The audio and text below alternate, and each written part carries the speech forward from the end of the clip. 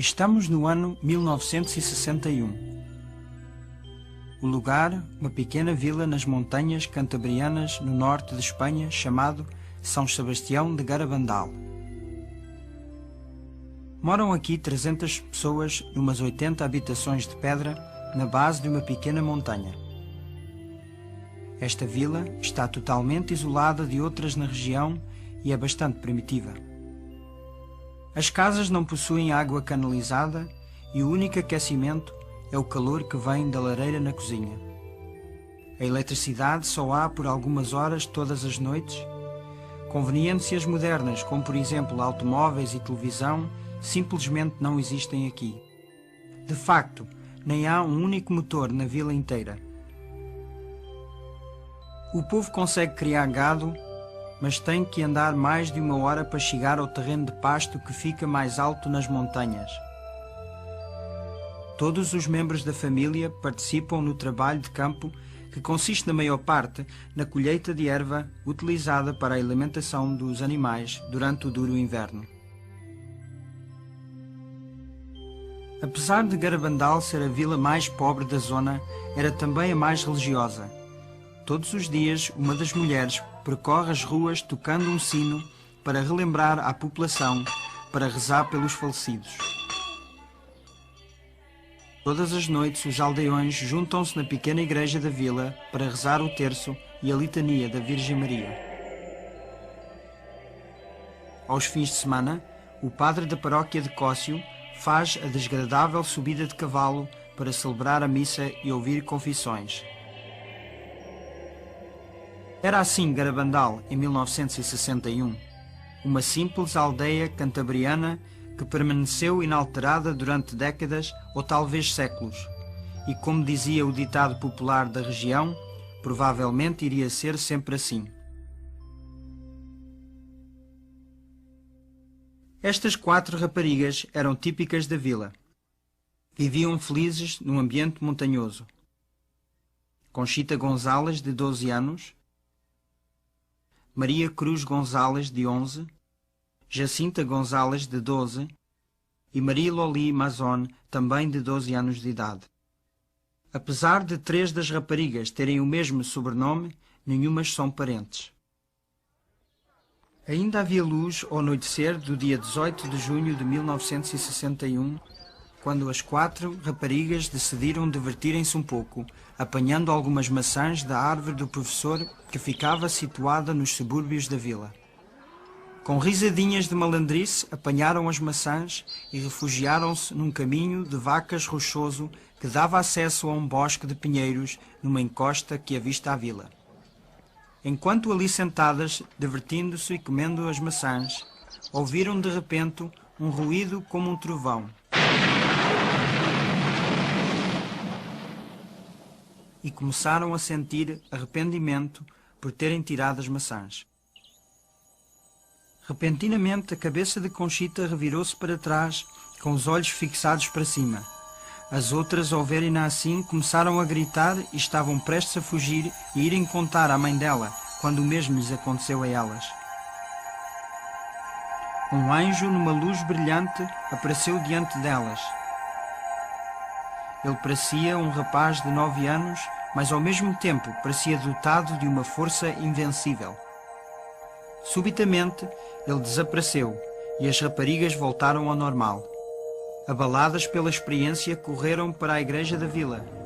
Uma amiga viu-as e perguntou-lhes por que estavam tão pálidas. Porque nós acabamos de ver um anjo, replicaram-lhe. Rapidamente, toda a vila cochichava acerca do acontecido, embora poucos acreditassem que as raparigas tinham realmente visto um anjo.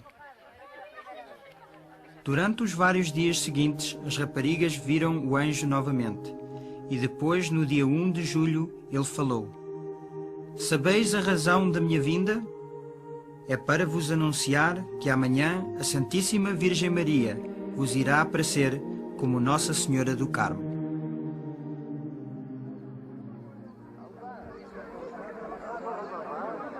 A esta altura já tinham espalhado notícias das aparições por todas as redondezas, e no dia 2 de julho, um grande número de pessoas, esperava a prevista visão da Virgem Maria às raparigas.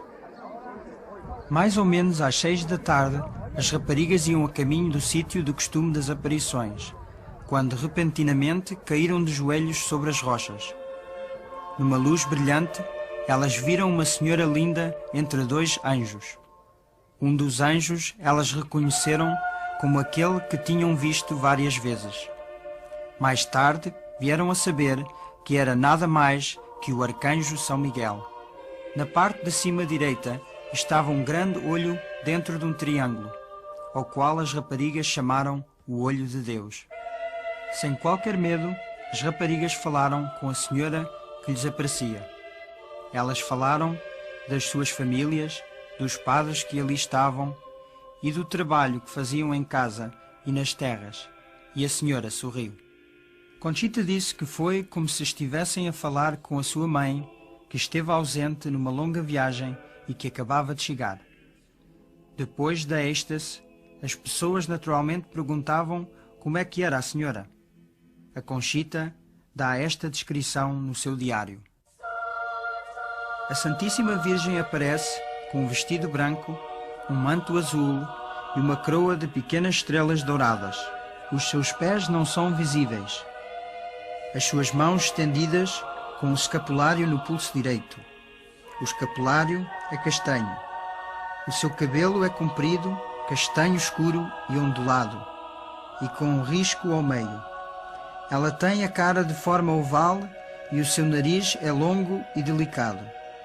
A sua boca é muito bonita e os lábios cheios. A cor da sua cara é escura, mas mais clara que o do anjo. É diferente. A sua voz é encantadora, uma voz muito vulgar que não consigo descrever. Não há mulher que se pareça com a Virgem Santíssima, nem na voz, nem em nada. Mas havia uma razão pela qual a Virgem Santíssima aparecia às 4 raparigas. Ela queria usar estas crianças simples e modestas para transmitir uma mensagem importante a toda a humanidade. Mas sendo a mãe gentil e encantadora que ela é, ela o faria à sua maneira. Na sua segunda visita, ela veio com o seu filho e as crianças ficaram cheias de alegria quando viram o menino sorrir.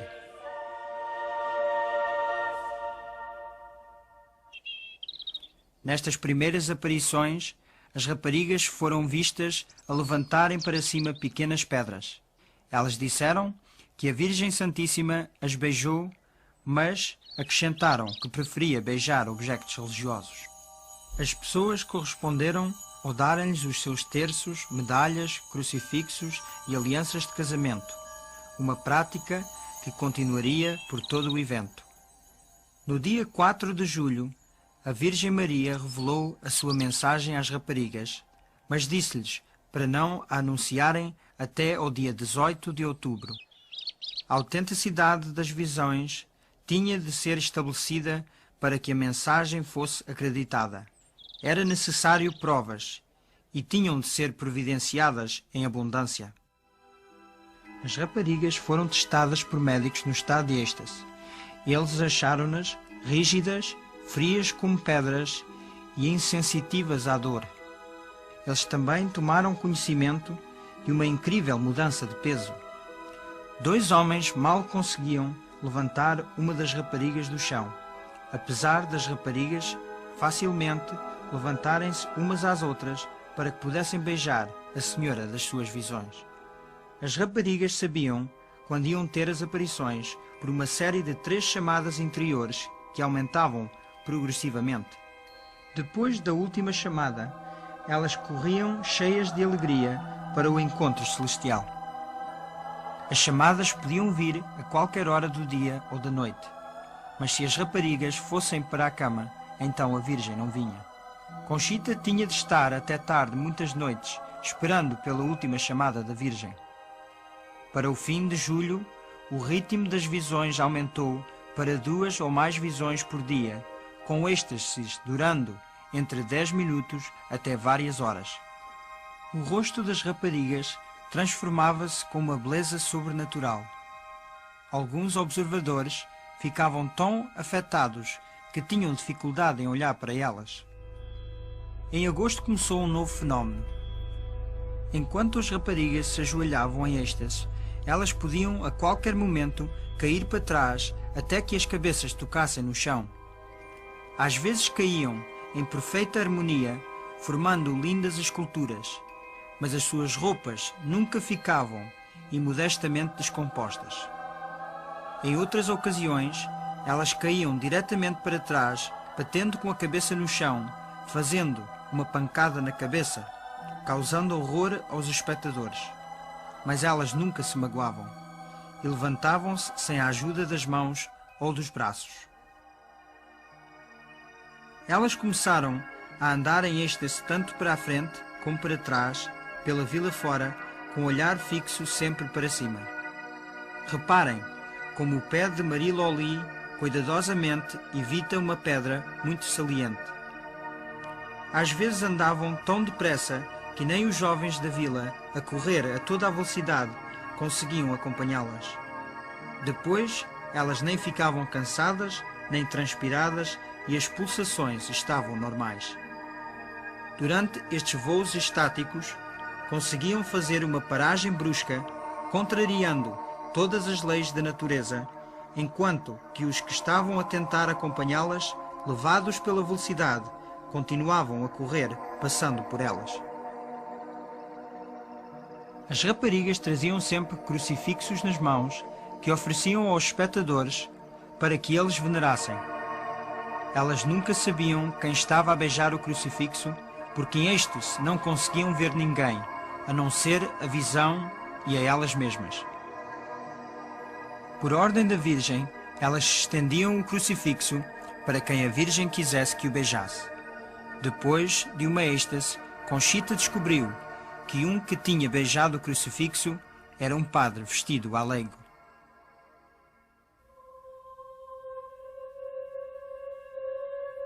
Entre os muitos padres que foram até Garabandal para estudarem os eventos, estava um jesuíta, Padre Luís Andreu. Era um brilhante jovem professor de teologia que também tinha reputação de ser um santo padre. O Padre Andreu foi um pouco duvidoso na sua primeira visita, mas depois de cuidadosamente estudar as raparigas em êxtase, ele compreendeu que algo sério estava-lhes a acontecer. No dia 8 de agosto de 1961, o Padre Andreu fez outra visita à vila. Nessa noite, ele estava entre a multidão, observando as raparigas em êxtase, no Bosque dos Pinheiros, onde muitas vezes as visões tinham acontecido. De repente, a cara dele ficou tensa. Gotas de transpiração formaram-se na sua testa e ele gritou: "Milagro! Milagro! Milagro! Milagro!" Na viagem de regresso, com amigos durante as primeiras horas da manhã seguinte, ele disse: "Que prenda que a Virgem me deu! Que sorte que nós temos em ter uma mãe assim no céu! Este é o dia mais feliz da minha vida." Ele depois tossiu levemente e deixou cair a cabeça até ao peito. O Padre Andreu estava morto. Numa visão posterior, a Virgem Santíssima disse às raparigas que no dia 8 de agosto o Padre Andreu não tinha só visto a Virgem, como também teve uma visão do futuro grande milagre. Um dos lugares que as raparigas em êxtase visitaram com mais frequência foi a igreja da vila, na qual entravam e rezavam diante do sacrário. Infelizmente, isto criou problemas. As multidões que as seguiam para dentro da igreja causavam perturbação de tal modo que uma proibição diocesana teve de ser imposta e as portas da igreja foram trancadas. A partir daí, as raparigas faziam as visitas de fora das portas fechadas. Como exemplo de obediência ao bispo, a Virgem não voltou a guiar as raparigas para dentro da igreja. Pelo princípio de outubro de 1961, as êxtases das 4 raparigas já tinham todos mistificados. E uma vez que entrassem em êxtase, ninguém as conseguia fazer sair.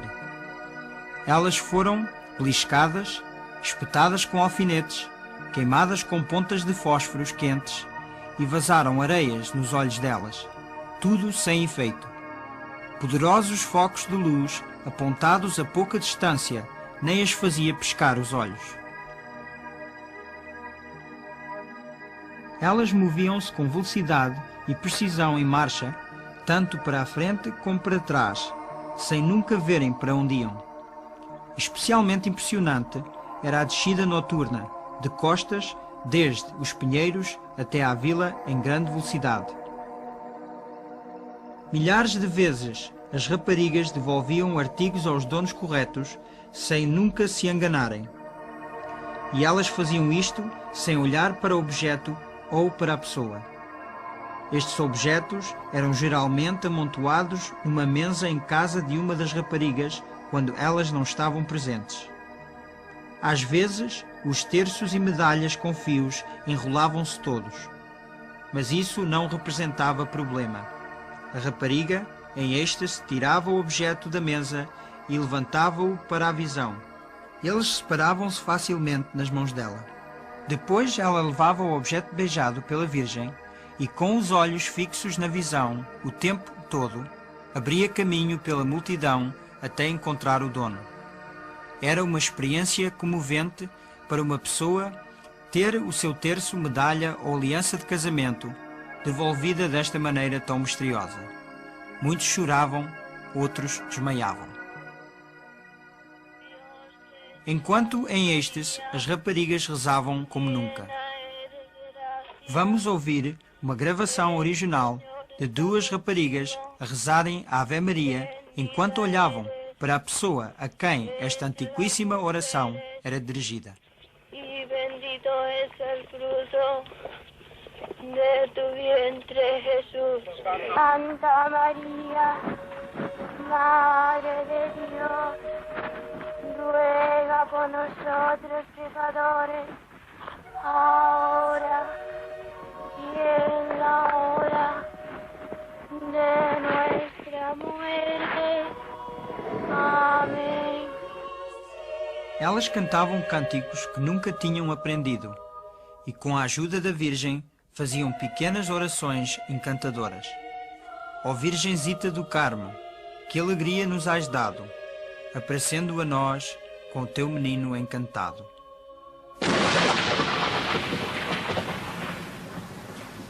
18 de outubro finalmente chegou, o dia em que as raparigas tinham de anunciar a tão esperada mensagem da Virgem Santíssima. Era um dia de sons apocalípticos, como trovões e relâmpagos, muito frio e chuva. Mesmo assim, centenas de pessoas fizeram o sacrifício de ali estarem presentes neste dia tão importante. O tempo passou, muitos foram embora. Finalmente, a mensagem foi lida em voz alta nos pinheiros àqueles que ainda ali permaneciam. Temos de fazer muitos sacrifícios, fazer muita penitência e visitar o Santíssimo com frequência. Mas primeiro temos de proceder a uma boa vida. Se não o fizermos, um grande castigo cairá sobre nós. O cálice já está a encher, e se não nos emendarmos, um grande castigo cairá sobre nós. Muitos foram embora desapontados, porque esperavam mais, mas essa era a mensagem, curta e direta. A mais carinhosa de todas as mães acabou de dizer aos seus filhos, em linguagem simples, o que eles devem fazer para evitar um castigo de Deus, que de longe ultrapassava qualquer castigo que o homem pudesse causar a si mesmo. As êxtases das raparigas continuaram durante os meses de inverno. As chamadas vinham a qualquer hora do dia ou da noite. A Virgem Maria estava absolutamente séria sobre a penitência e sacrifícios que tinha pedido na sua mensagem. Mas assim que as raparigas entravam em êxtase, elas não sentiam nada. Num dia de forte tempestade de neve, formou-se nos braços estendidos da Conchita cumos de neve. Ela não se apercebeu disso, De uma outra vez, saltou-lhe granizo para os olhos bem abertos, sem a afetar. Durante toda a primavera e pelo verão de 1962, as visitas da Virgem Santíssima e de São Miguel continuaram. Se na vila não estivesse um padre disponível para dar comunhão às raparigas, São Miguel trazia-lhes comunhão invisível. Ele ensinou-as a receber comunhão com reverência. Primeiro preparação, depois comunhão e depois ação de graças. Mas os padres estavam duvidosos acerca destas comunhões invisíveis. Como é que elas podiam receber comunhão de um anjo, quando só um padre é que tinha o poder de consagrar? As raparigas perguntaram ao anjo. Ele disse-lhes que tirava as hóstias de sacrários na terra. Não havia lugar na terra que minimamente se compara-se com Garabandal a esta altura. A Virgem Santíssima parecia ter-se apoderado de toda a vila. Conduzia as raparigas em êxtase por todas as ruas abaixo. Às vezes cantavam o terço conforme marchavam com todas as pessoas que as seguiam. Todas as casas eram visitadas. Quando as raparigas em êxtase visitavam a casa de alguém que estava doente na cama, ajoelhavam-se e rezavam e ofereciam o crucifixo à pessoa doente. Se fossem à casa de uma viúva, elas rezavam orações diante de uma fotografia do falecido ou faziam o sinal da cruz na almofada da cama vazia. Elas também iam ao cemitério e estendiam o crucifixo pelas barras de ferro do portão. Nesta pequena vila na montanha espanhola, eventos de grande significado eram desvendados. Embora ninguém se apercebesse disso na altura, a Virgem Santíssima estava a preparar-nos para a grande tempestade que estava prestes a acontecer na igreja. Ela veio para pessoalmente reafirmar tudo o que a igreja contém e ensina. Tudo o que a Virgem fez com as jovens raparigas era introduzido com grande significado para todos os cristãos. Enquanto em êxtase, elas rezavam em todas as posições, ajoelhadas, de pé, sentadas, a andar ou deitadas. A Virgem estava a relembrar-nos de que podemos estar sempre com Deus e a Virgem, não importa onde estamos ou o que é que estamos a fazer. Nosso Senhor e Nossa Mãe Santíssima querem fazer parte de todas as nossas ações, quer estejamos a trabalhar em casa, ou nos empregos, ou a conduzir um carro.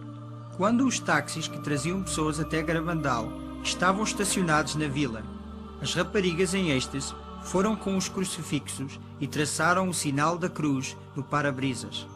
Nada era insignificante para a Virgem. Até se interessa com as nossas vacas, disse Marie Loli depois de uma êxtase. Através das raparigas, a Virgem ensinou-nos como devíamos comportar-nos com os nossos vizinhos. Se um dos sapatos caísse às raparigas enquanto andavam em êxtase pelo terreno agreste, a Virgem recomendava que outra rapariga colocasse o sapato no pé da sua amiga.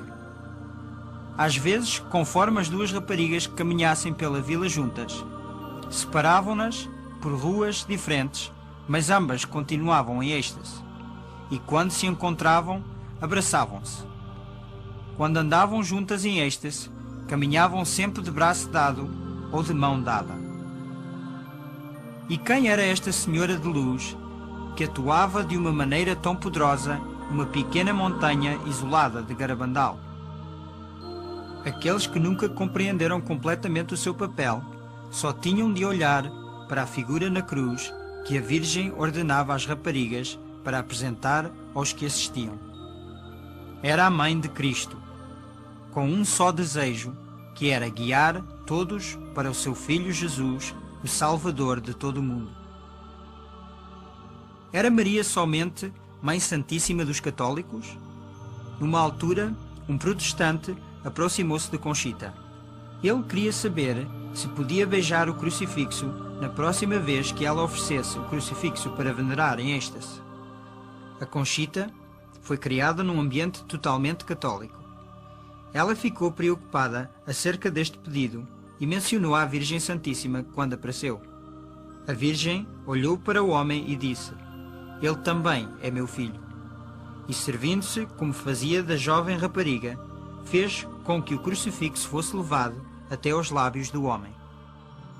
Para as raparigas, tudo o que elas estavam a sentir deve ter parecido como provar um pouco do céu, mas ainda não era o céu. As crianças, assim como todos nós, ainda tinham de viver no verdadeiro mundo, um mundo que piorava progressivamente a cada dia que passava. Dia 19 e 20 de junho de 1962 seriam 2 noites muito difíceis de esquecer na história de Garabandal. As raparigas foram ouvidas gritando de terror. O véu foi levantado e elas tiveram permissão de olhar rapidamente para uma visão de eventos futuros. Elas viram desordem em todo o lado, com a igreja a ser perseguida num mundo dominado por comunistas. A Virgem disse às raparigas que quando chegasse ao seu pior ponto, que Deus enviaria um aviso sobrenatural que seria visto e sentido por todos no mundo. Depois, mesmo estando na presença da Virgem Santíssima, elas ficaram apavoradas ao verem cenas do futuro castigo que Deus enviaria se o mundo não se emendasse depois do grande sinal e milagre. Embora a alguma distância das raparigas, como a Virgem tinha pedido, os aldeões que lá estavam, e isso quer dizer quase todos, estavam tão comovidos pelos gritos das raparigas que no dia seguinte toda a vila foi à confissão e comunhão.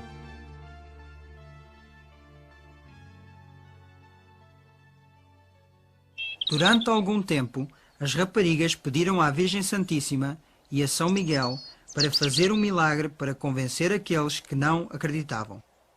Finalmente, São Miguel disse a Conchita que numa certa data indicada pela Virgem, a comunhão invisível que ele tinha andado a dar iria, nesse dia, tornar-se visível na língua dela. A Conchita chamou a isto um pequeno milagre, porque ela pensava que a hóstia se podia sempre ver pelos observadores, sempre que ela a recebia. Quando o dia anunciado pela Conchita 15 dias antes chegou, várias centenas de pessoas estavam na vila, mas a espera foi longa e cansativa. Muitos ficaram desencorajados e foram embora.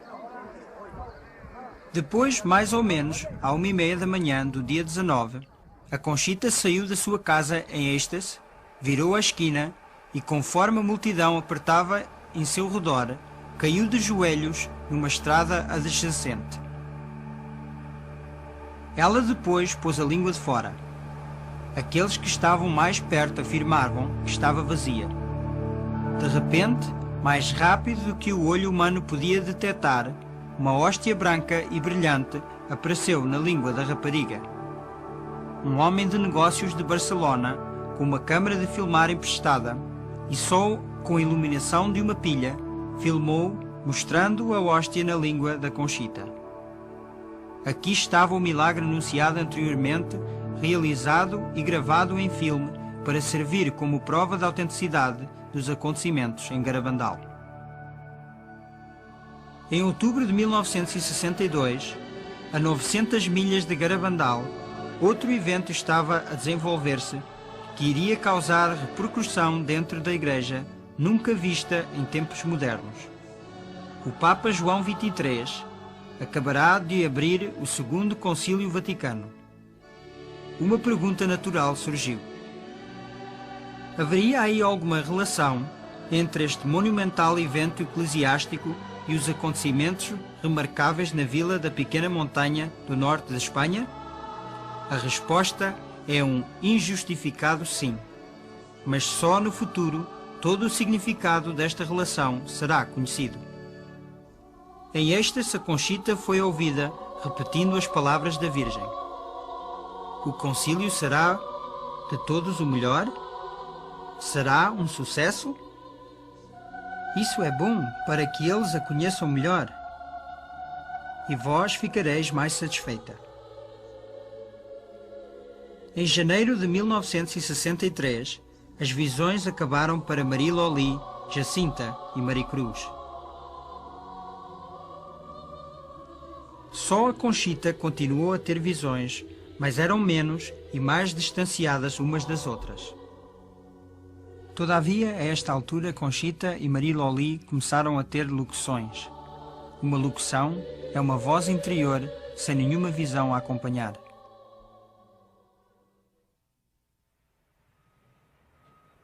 Em 1947, Joey Lomangino perdeu a vista e o olfato num monstruoso acidente que lhe separou os nervos ópticos e olfáticos.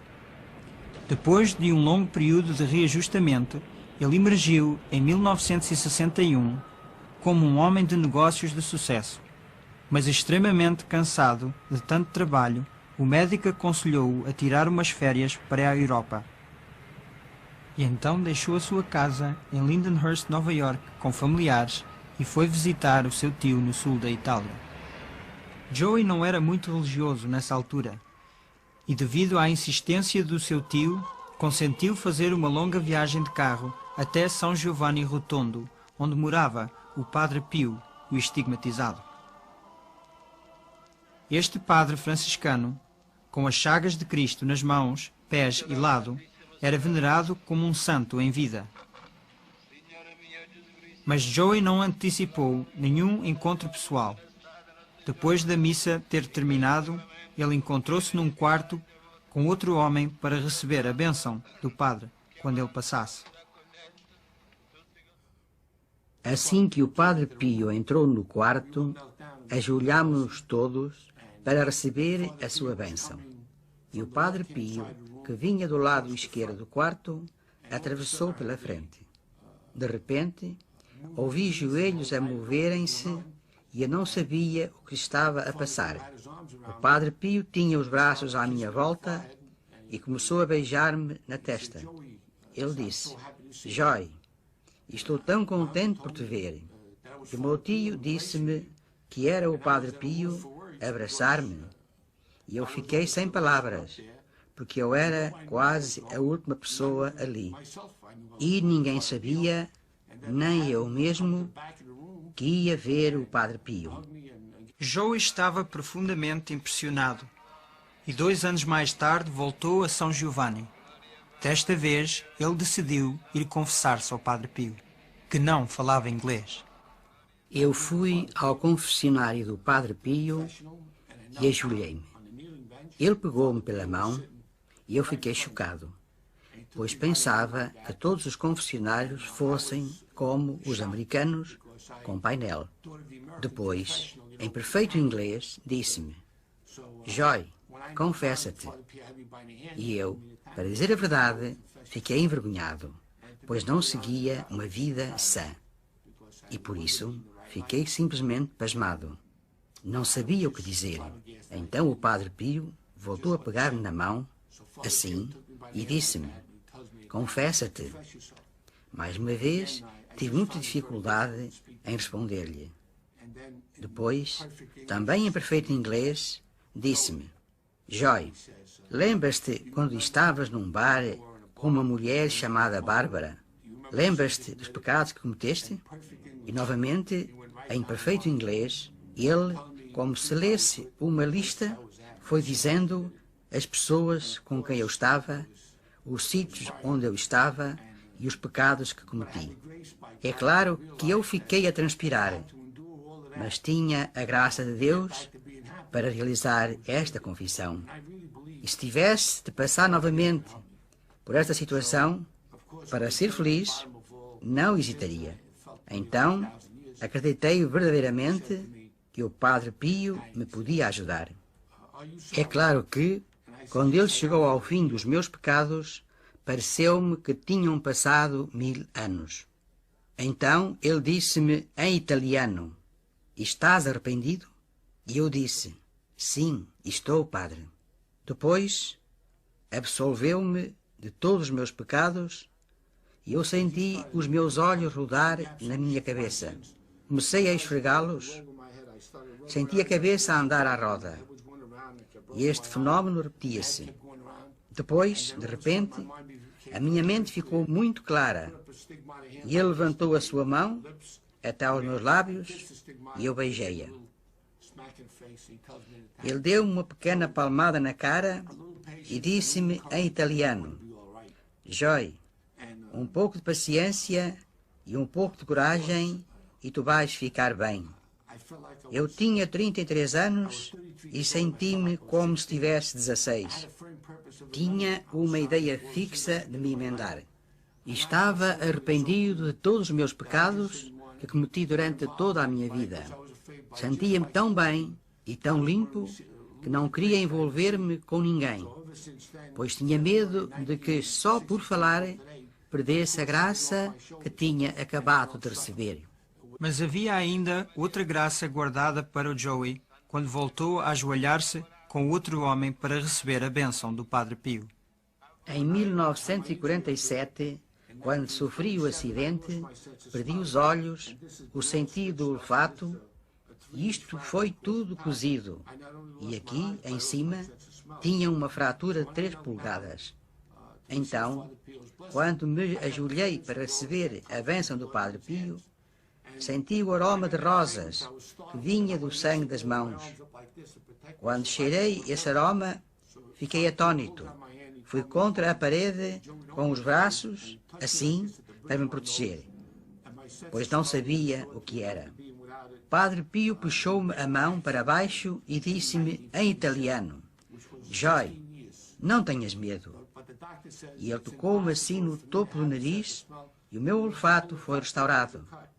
Depois de ter perdido no acidente, já referido, em junho de 1947, 16 anos atrás. Joey estava felicíssimo, com paz e alegria, e não queria deixar São Giovanni. Então o seu companheiro de viagem lembrou dos planos prévios que tinham feito para passarem parte das suas férias num lugar chamado Garabandal. Quando o Mário me lembrou de que tínhamos de ir embora para Garabandal, eu disse: Mário, como é que nós sabemos se é verdade? Talvez não seja uma verdadeira aparição. Talvez seja um truque do demónio para me fazer perder todas as graças que acabei de receber. Vamos perguntar ao Padre Pio. E ele disse: Ok. É claro que fomos sempre muito bem recebidos pelos padres onde estava o Padre Pio. Fomos ter com eles e eu disse: Eu gostaria de falar com o Padre Pio. Pode ser? E um padre disse-me: Oh, sim, Joy. E então combinamos em voltar no mesmo dia. Quando me ajoelhei, perguntei ao Padre Pio: Padre Pio, é verdade que a Virgem está a aparecer a 4 raparigas em Garabandal? E ele disse: Sim. E eu disse: Padre Pio, devo ir lá? E ele disse: Sim, por que não? E assim aconteceu. Face a esta certeza do Padre Pio, que a Virgem estava a aparecer, perdi o medo e fomos. Fevereiro de 1963 marcou para Joey Lomangino a primeira de muitas visitas a Garabandal. Nesses dias, especialmente durante os meses de inverno, uma das poucas maneiras para chegar à vila, pelas ruas cheias de curvas da montanha, era com um carro de bois. Joey não esteve muito tempo na vila sem conhecer as crianças a quem a Virgem tinha aparecido.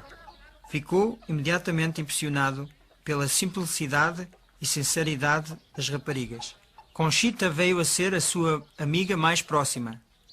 Joey estava também muito impressionado pela mensagem e pela necessidade de a mesma ser divulgada, mas sentiu que lhe era difícil por causa da sua cegueira.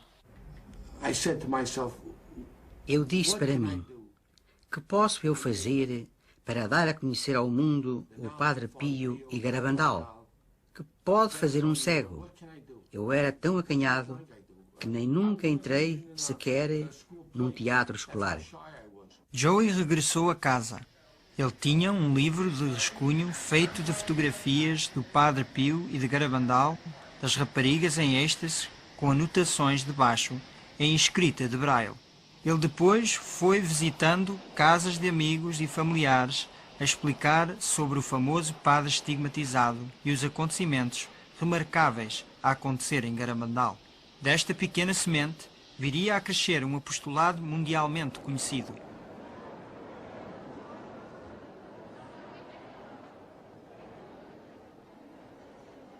No princípio de junho de 1963, Conchita espantou os seus ouvintes com a profecia que depois do Papa João XXIII só iria haver mais 3 papas e depois será o fim do nosso tempo, mas não o fim do mundo.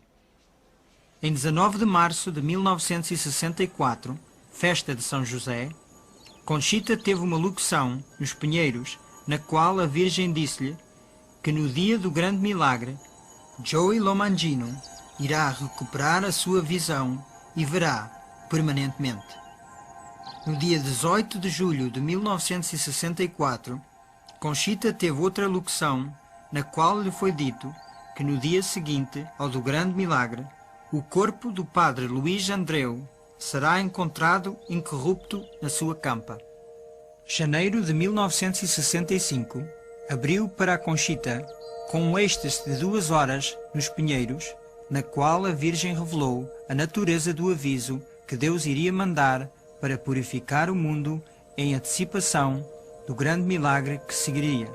A Virgem também disse a Conchita que, porque o mundo não tinha respondido à sua primeira mensagem, ela daria uma segunda e última em 18 de junho de 1965, por intercessão de São Miguel. Vamos agora observar os grandes eventos declarados em Garabandal. Primeiro virá o aviso. Será visto no céu e sentido interiormente por todos na terra. Ninguém escapará a ele. Numa altura no não muito distante futuro, quando o mundo está no meio de uma grande desordem, tudo será suspendido. Nesse momento, todos verão o mal que fizeram e o bem que não fizeram. Será extremamente doloroso. As pessoas preferirão morrer do que passarem por isso, mas não causará danos físicos. Se alguém morrer, será só pelo susto da experiência. O aviso servirá como uma purificação para corrigir a consciência do mundo e prepará-la para o grande milagre. O milagre ocorrerá no Bosque dos 9 Pinheiros. Ocorrerá numa noite de quinta-feira, às 8h30 no dia, ou entre os dias 8 a 16 de março, abril ou maio. A Conchita sabe a data e avisará com 8 dias de antecedência. Será no dia da festa de um mártir da Eucaristia e coincidirá com um grande evento eclesiástico na igreja. Todos os que estiverem na vila ou arredores das montanhas verão o milagre. Os doentes presentes serão curados. Os pecadores convertidos e os incrédulos acreditarão. Será o maior milagre que Jesus já alguma vez fez no mundo. A Rússia será convertida em resultado do milagre. Um sinal sobrenatural, permanente, permanecerá visível nos Pinheiros até ao fim do mundo. Se depois do milagre o mundo não se emendar, Deus enviará o castigo. Será muito pior que qualquer coisa que o homem pudesse causar a si mesmo. O castigo será de acordo com aquilo que o homem merece pelos seus crimes.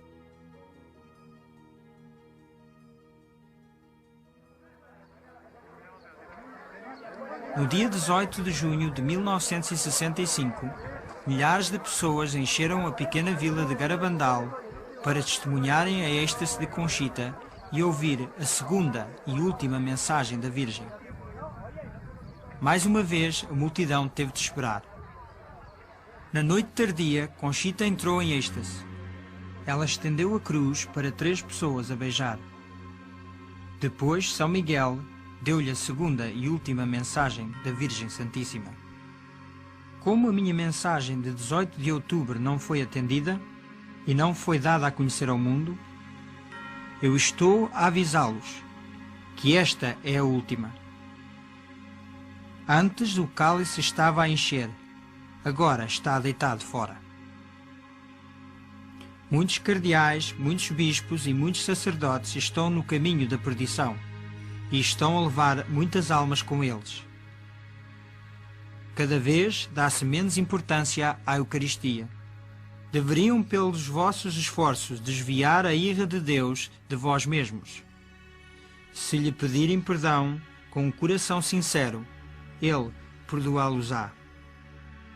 Eu, vossa mãe, pela intercessão de São Miguel Arcanjo, peço-vos que emendem as vossas vidas. Estão agora a receber os últimos avisos. Eu amo-vos muito e não quero a vossa condenação. Rezem a nós com sinceridade e nós satisfaremos os vossos pedidos. Devem fazer mais sacrifícios.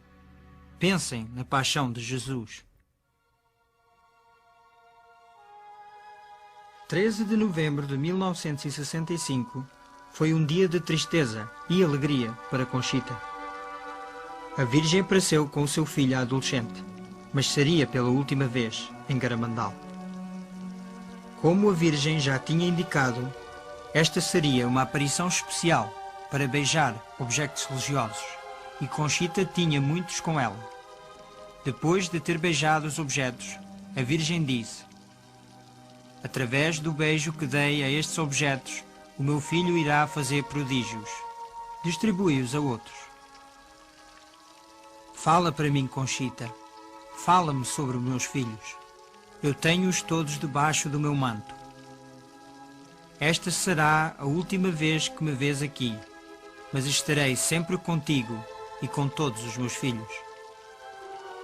Conchita, por que não vais visitar o meu filho no sacrário? Ele espera por ti de dia e de noite. Conchita disse para a Virgem: eu sou tão feliz quando vejo os dois. Por que não me levais para o céu, agora convosco? A Virgem respondeu: lembra-te do que te disse na festa do teu padroeiro. Quando te apresentares a Deus, as tuas mãos têm-te dar cheias de boas ações, feitas para os teus irmãos e para a glória de Deus. Atualmente, as tuas mãos estão vazias. Tudo acabou. Os momentos felizes em que a Conchita tinha estado com a Mãe Santíssima e seu filho Jesus tinham passado. Mas mesmo assim, ela ainda sentia a presença deles. Ela disse: eles deixaram a minha alma cheia de paz e alegria, e um grande desejo de superar as minhas faltas e de amar com toda a minha força os corações de Jesus e Maria, que tanto nos amam. O que a Virgem Santíssima disse sobre os objetos beijados realizou-se. Casos de curas físicas e outros favores continuam a ser reportados de diferentes partes do mundo. Muitos vieram de uma medalha que Conchita deu a Joey Lomangino. Tem-se venerado por milhares de pessoas de todo o mundo durante os muitos anos de atividade apostólica do Joey.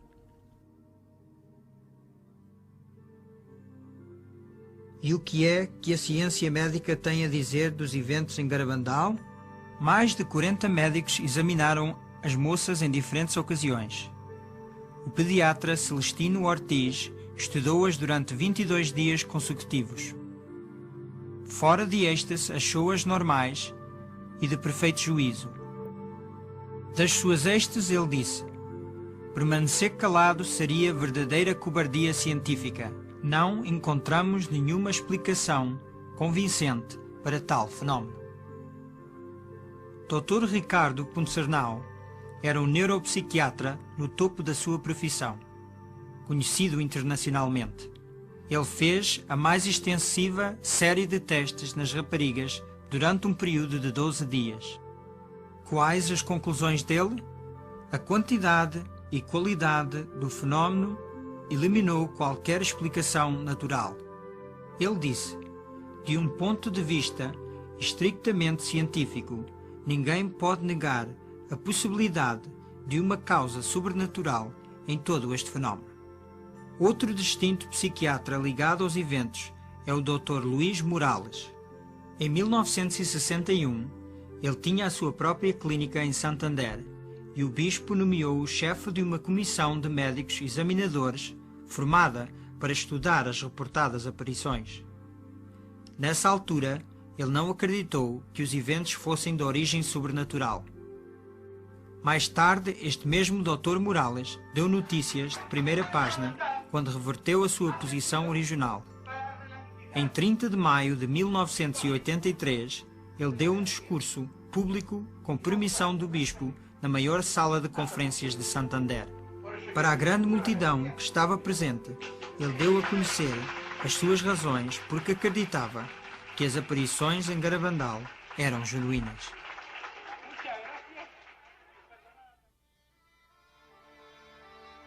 Desde os primeiros dias das aparições, as moças queriam entrar na vida religiosa, mas não era para ser.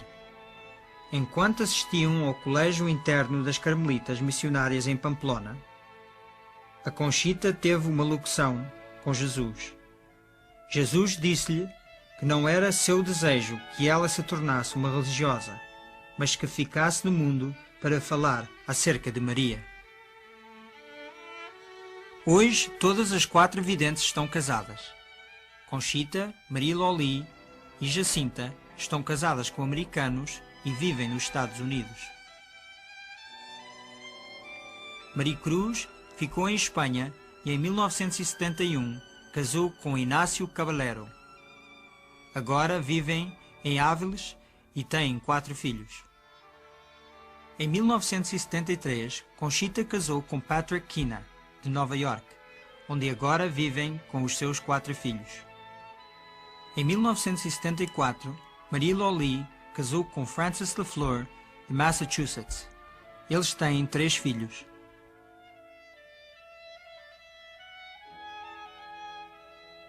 Em 1976, Jacinta casou com um marinheiro dos Estados Unidos chamado Jeffrey Moynihan, da Califórnia. Eles agora têm uma filha. Em 1977, com a idade de 47 anos, Joey Lomangino surpreendeu todos no apostolado do Garabandal, casando com Marilyn Luther, de Michigan. Joey continua com o seu trabalho apostólico em Nova York como um marido e pai de 2 filhos, Joseph e John. A maior razão pela Virgem ter aparecido em Garabandal era para entregar uma mensagem. Mas para além desta mensagem em 2 partes, tais fortes ênfases foram dados a certos assuntos que carregavam a sua própria mensagem.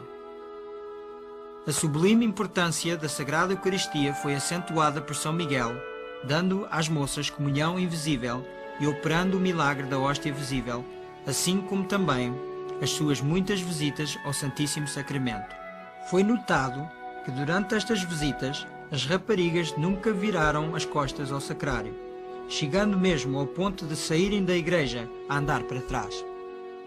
Durante toda a duração dos eventos, as raparigas eram constantemente encorajadas pela Virgem para rezar pelos sacerdotes.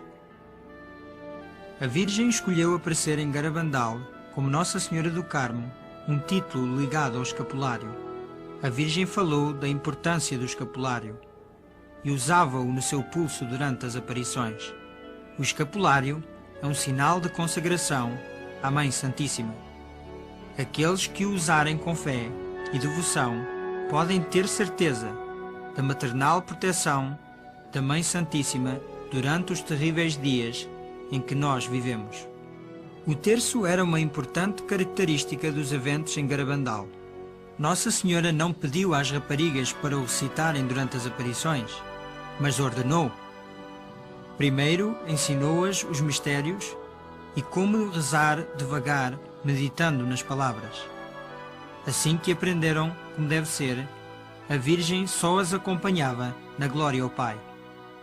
O significado dos sacramentais, tal como os crucifixos, terços, medalhas e alianças de casamento, era dramatizado pelo desejo da Virgem os beijar e ceder-lhes poderes especiais de curas e conversões. A mensagem de Garabandal é a solução celestial às crises do nosso tempo. Agora é conosco. O futuro da nossa geração será determinado pela forma em que nós respondermos.